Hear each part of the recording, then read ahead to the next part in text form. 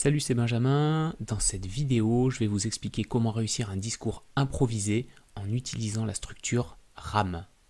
Cette structure, c'est exactement celle qu'utilise Harvey Specter, le célèbre avocat de la série Suits, lorsqu'il fait un discours pour l'enterrement de sa mère. Mais si, Harvey Specter, l'avocat, c'est lui là. Mais si vous le connaissez, c'est lui qui a toujours des répliques de tueur dans ce style. Très bien. Je sais que vous n'êtes pas une vraie avocate, alors je vais employer des mots simples.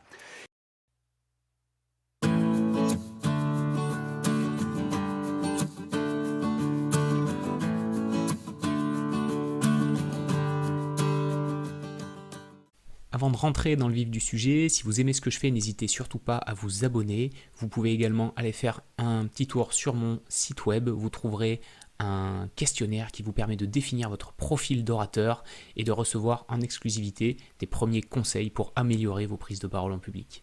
Alors peut-être que ça vous est déjà arrivé de devoir faire un discours imprévu. On vous demande de prendre la parole, de vous exprimer, que ce soit un enterrement, un mariage, un anniversaire, à une réunion professionnelle, peu importe. On vous demande de faire un discours improvisé. Et là, la cata. Vous ne savez pas quoi dire, vous ne savez pas comment marquer l'esprit des gens. Et pourtant, il faut bien que vous preniez la parole. Faire un discours, ça peut être une excellente occasion de marquer les esprits, ou au contraire, de passer pour celui qui n'est absolument pas à l'aise lorsqu'il doit s'exprimer à l'oral. Mais attention, faire un discours, ça ne veut pas dire que vous devez absolument parler longtemps. Il ne faut pas confondre non plus un discours avec un exposé scientifique. Vous n'êtes pas là pour fournir des données, vous êtes là pour susciter, pour créer de l'émotion auprès de votre audience, auprès des personnes qui vous écoutent. Écoutons le discours de Harvey et voyons comment vous pouvez faire aussi bien que lui. Vous? Même si quelqu'un décidait de m'attacher les mains et de me mettre un boulet au pied, je serais meilleur que vous. C'est parti pour l'analyse du discours. J'ai toujours adoré le baseball. Je tiens ça de mon père. C'est lui qui m'a appris les gestes, les règles. Mon après-midi idéal, je le passais dans la cage de frappe. C'est pourquoi jusqu'à récemment, à chaque fois que je regardais le baseball, ça me faisait penser à mon père. Dans la première partie de son discours, qu'est-ce que fait Harvey? Il raconte une histoire. C'est le fameux R de la structure RAM. Raconter une histoire. Et raconter une histoire, c'est un excellent moyen, si ce n'est le meilleur moyen de capter l'attention des gens qui vous écoutent. Parce que tout le monde aime les histoires. On adore les histoires dans les livres, dans les BD, dans les séries télé, dans les films. Tout le monde adore les histoires et on se souvient des histoires. Contrairement à des chiffres, contrairement à des faits abstraits, on se souvient des histoires. Donc ce que fait Harvey, c'est qu'il commence par raconter une histoire, mais pas n'importe laquelle. Tout de suite, quand on entend le début de ce discours, on se dit « Ok, mais qu'est-ce qu'il fait? Pourquoi il parle de lui? Pourquoi il parle de son père? C'est quoi le rapport avec sa mère ?» Il n'y a pas de rapport avec sa mère. Et qu'est-ce qu'il a fait en fait derrière? C'est le fameux A de la méthode RAM. Il a fait une accroche. Il nous a accrochés, il nous a intrigués, parce qu'on s'attend automatiquement à ce qu'il raconte une histoire où il parle de sa mère, mais non. Il n'en parle pas. Pourquoi? Utiliser une accroche, c'est ce qui vous permet de faire un démarrage percutant, qui fait que justement, les gens qui vous écoutent vont être accrochés, ils vont envie de connaître la suite. Ils ont envie de savoir ce qui va se passer derrière et pourquoi vous avez démarré comme ça. Vous avez éveillé leur curiosité. Et c'est exactement ce que Harvey a fait en parlant de tout, sauf de sa mère. Je vous parle un peu plus en détail de cette fameuse accroche dans une vidéo dédiée, je vous mets le lien juste en dessous de la vidéo, qui vous donne plusieurs techniques pour rendre votre discours plus impactant et plus percutant. Mais en réalité, c'était ma mère qui m'accompagnait à tous mes entraînements, qui m'encourageait. À chaque match, elle n'en ratait aucun.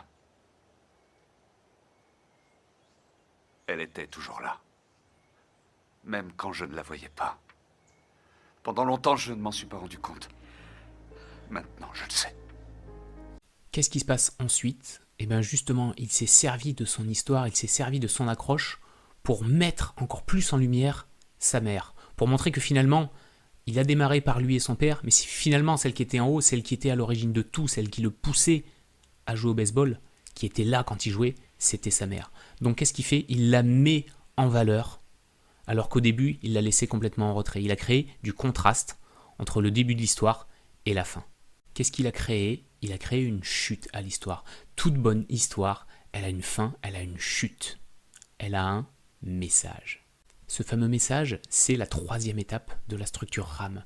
Le discours a un message. On véhicule un message. Et l'histoire sert juste à amener sur le message. C'est de cette manière que Harvey Specter conclut son discours, sur le message qu'il veut faire passer.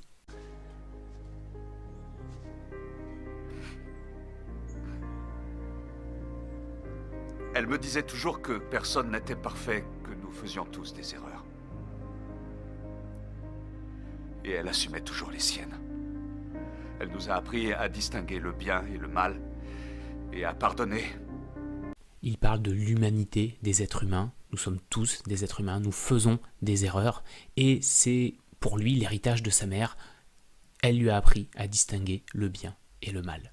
Et enfin, le fameux E de la structure RAM, c'est quoi? C'est les émotions. Les émotions, elles sont distillées tout au long de votre discours, parce que c'est les émotions qui font que les gens vont s'identifier à vous, vont soit vous aimer, soit vous détester, mais en tout cas éprouver ou générer un sentiment à votre égard.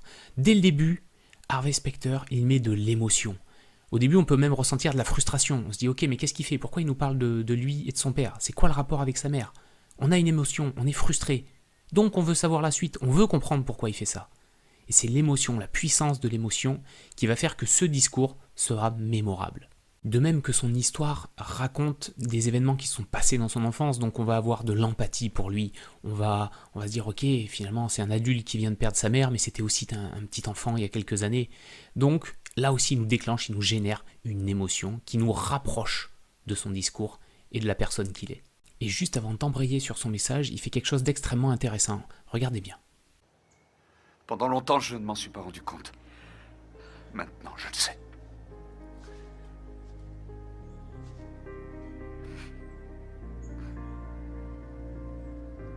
Elle me disait toujours que personne n'était parfait, que nous faisions tous des erreurs. Entre la fin de son discours et le début de son message, il met une pause. Il laisse du temps aux gens pour assimiler ce qu'il vient de raconter. Comme ça, les gens se disent « Ok, on a bien compris tout ce qu'il vient de se dire », et bam, derrière, il envoie son message. Donc il a recapté l'attention des gens en faisant une pause, de manière à ce qu'ils se raccrochent à ce qu'il est en train de dire et qu'ils soient prêts à écouter la conclusion de son discours, son message, pour que les émotions soient, une fois encore, très fortes. On a donc un discours qui dure moins d'1 minute 30, mais qui est parfaitement exécuté, parfaitement déroulé, parfaitement construit. Et qu'est-ce qu'il génère derrière? Il génère de l'impact, il génère des émotions. Je vous rappelle les 4 étapes de la structure RAM pour créer un discours improvisé et un discours réussi. Étape numéro 1, pensez à raconter une histoire. Idéalement, une histoire qui met en scène les protagonistes liés au contexte de votre discours. Si vous êtes un enterrement, ça sera probablement la personne qui est enterrée. Si vous êtes un anniversaire, ce sera la personne dont c'est l'anniversaire. Un mariage, ce sera le ou les mariés. Mais impliquez dans votre histoire la personne qui est concernée par votre discours.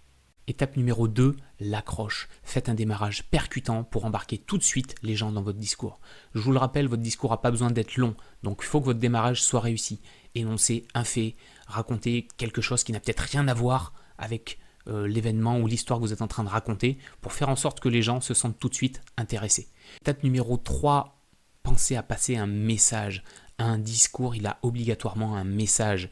Un discours sans message, c'est comme un repas sans dessert. On reste sur sa faim. Sur sa faim ou sur sa faim? 4e étape de la structure, pensez à mettre des émotions. Tout au long de votre discours, véhiculez des émotions. Parce que ce sont elles qui marqueront au fer rouge la mémoire de votre audience. Si cette vidéo vous a plu, n'hésitez pas à la liker et à vous abonner à ma chaîne. Vous pouvez également aller faire un tour sur mon site web, le lien est juste sous la vidéo. Vous trouverez un questionnaire, un quiz qui vous permet de déterminer votre profil d'orateur. Suite à ce quiz, je vous envoie un rapport personnalisé pour identifier toutes vos forces et vos axes d'amélioration lorsque vous prenez la parole en public. Merci de m'avoir suivi et à bientôt.